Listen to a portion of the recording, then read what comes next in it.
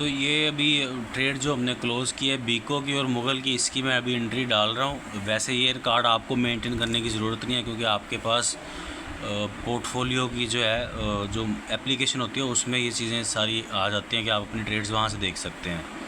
तो मुग़ल हमने क्लोज़ किया है 79.70 पर, सेल प्राइस आ गई। करंट डेट हमने 2 सितंबर को ये ट्रेड क्लोज़ कर दी। बीको हमने क्लोज़ किया है 19.85 के ऊपर, तो इसकी भी डेट डाल दी, ये सितंबर 2 आ गया। तो ये 2 ट्रेड्स हमारी क्लोज़ हो गई। जैसे ही क्लोज़ हुई हैं ऊपर से अमाउंट जो है वो इसकी अभी सेटल डाउन होगी, क्योंकि यूटिलाइज़ हुई। ये 4.51% और 4.95% का प्रॉफिट जो है इन 2 ट्रेड्स के अंदर जो है वो गेन हुआ है। और ये आपके सामने 76 रुपीज़ पे ट्रेड इनिशिएट की 1 सितंबर को, 79.70 पे क्लोज़ की, 4.51% का गेन, 4.95% का गेन। और जो प्रेशर में ट्रेड्स आएंगी उनको आपने मैनेज करना है। यहाँ पे ये जो हमने एंट्रीज डाली हुई हैं वहाँ पे एंट्रीज डाल के फिर यहाँ से जो एंट्रीज हैं ये हमने इरेज कर देनी है करंट ट्रेड्स में। तो जब आप अब ये वाली करंट ट्रेड्स पेज अगर आप मेंटेन करते हैं तो फिर जब आप यहाँ से कोई भी चीज़ क्लियर करेंगे, रिलीज़ करेंगे, तो यहाँ से आपने क्लियर कर देनी है, क्योंकि जैसे आप क्लियर करेंगे तो इसकी अमाउंट जो है वो टोटल अमाउंट के अंदर सेटल हो जाएगी।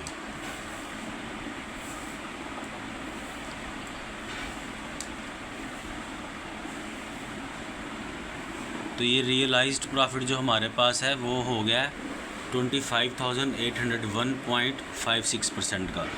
और अभी जो हमारे पास 2 ट्रेड्स हैं इनमें ठट्ठा सीमेंट और वेव्स ऐप, ये अब एक ट्रेड लास्ट में है और एक ट्रेड ब्रेक इवन के ऊपर है।